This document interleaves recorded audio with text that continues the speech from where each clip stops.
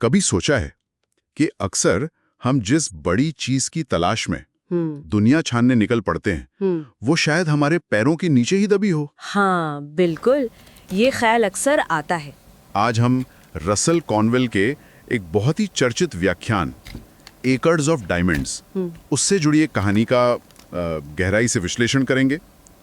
कहानी है अली हाफिज नाम के एक किसान की। हाँ, और उसकी खोज की। हमारा मकसद सिर्फ कहानी सुनना नहीं है, बल्कि इसके पीछे जो गहरे सबक छिपे हैं और आज के समय में वो कितने सही बैठते हैं ये समझना है। तो चलिए इस विचार की तह तक चलते हैं। बिल्कुल। कहानी हमें ले जाती है प्राचीन फारस, मतलब आज का ईरान। वहाँ अली हाफिज नाम का एक किसान था। उसके पास आप कह सकते हैं सब कुछ था। सब कुछ मतलब उपजाऊ जमीन थी, एक प्यारा सा परिवार था और सबसे बड़ी बात मन की शांति थी। वो शायद बहुत अमीर नहीं था, लेकिन अपने जीवन से पूरी तरह संतुष्ट था। एक संतुष्ट जीवन सुनने में कितना अच्छा लगता है, लेकिन फिर कहानी में मोड़ आता है। हाँ, एक दिन एक बौद्ध भिक्षु उसके पास आता है और वो उसकी दुनिया बदल देता है। कैसे? वो भिक्षु उसे हीरों के बारे में बताता है। ऐसे हीरे, अंगूठे जितने बड़े, बेशकीमती पत्थर, जिनकी दौलत से राजा भी जलने लगे। अच्छा, तो उसने एक सपना दिखाया एक तरह से। हाँ, एक ऐसा सपना कि अगर हीरे की खान मिल जाए तो पीढ़ियों तक अमीरी। और यही बात अली के मन में बैठ गई। वो रातों को सो नहीं पाता। उसकी वो जो संतुष्टि थी वो बेचैनी में बदल गई। हाँ, अपना वो भरा पूरा खेत जो उसे कल तक सब कुछ लगता था, अब छोटा लगने लगा, साधारण। उसके अंदर एक तीव्र इच्छा जागी दूर जाकर हीरे खोजने की। और फिर उसने क्या किया? उसने एक बहुत बड़ा कदम उठाया, है ना? बहुत बड़ा। अपना खेत बेच दिया, परिवार को आप कह सकते हैं अलविदा कहा और निकल पड़ा हीरो की एक अनिश्चित खोज पर। ये सोचना भी अजीब है, सब कुछ छोड़कर एक अनजान रास्ते पर।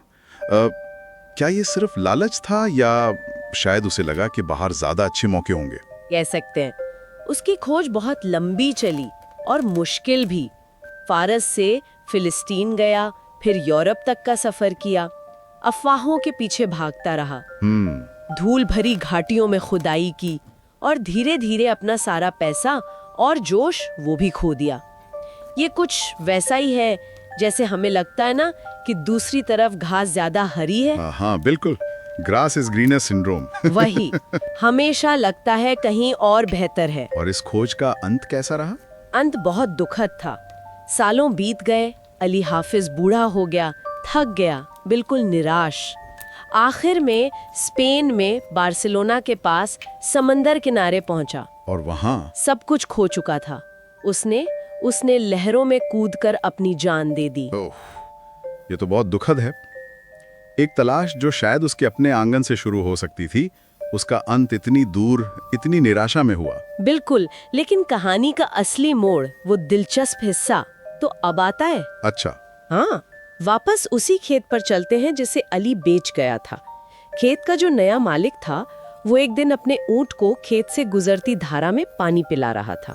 तभी उसे पानी में एक अजीब सा काला पत्थर चमकता हुआ देखा। उसे वो थोड़ा अनोखा लगा तो उसने उठाकर घर में सजा लिया, बस ऐसे ही। एक मामूली पत्थर समझकर। हाँ बिल्कुल।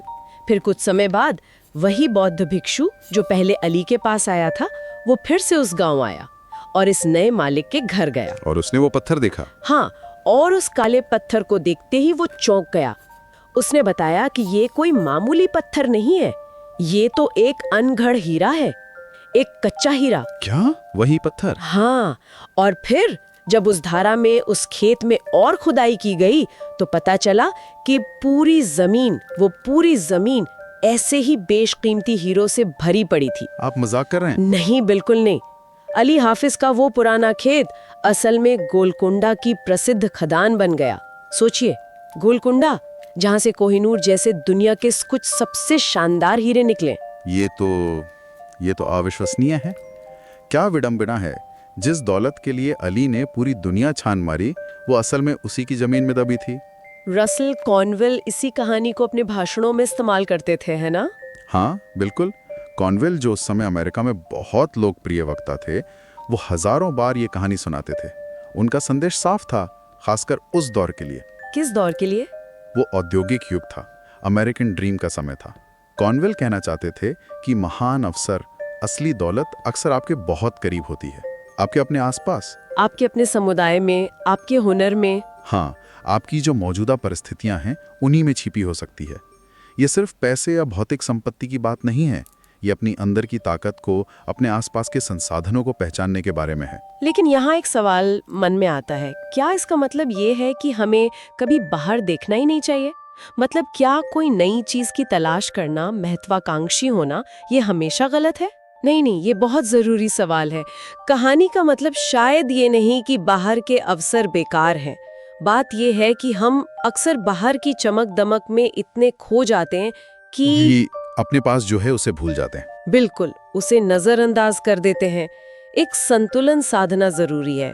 पहले अपने आंगन को, मतलब अपनी मौजूदा स्थिति को, अपनी ताकत को ठीक से समझना और फिर बाहर के अवसरों को देखना, शायद ये ज्यादा सही तरीका है। सही कहा।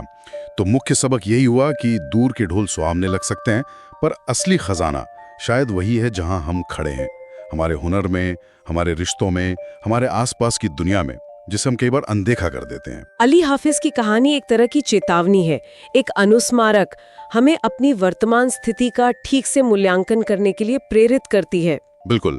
तो अगली बार जब कहीं और देखने की इच्छा हो या लगे कि कहीं और ज्यादा बेहतर है, तो एक पल रुककर सोचना जरूरी है। हाँ, और शायद सोचने के लिए एक विचार ये भी हो सकता है कि हमारे अपने जीवन में, हमारे अपने खेत में वो कौन से अनदेखे हीरे हो सकते हैं जिनकी कीमत हमने अभी तक पहचानी ही नहीं है, जिनकी खोज अभी बाकी है, शायद अपने ही अंदर या अपने ही आसपास।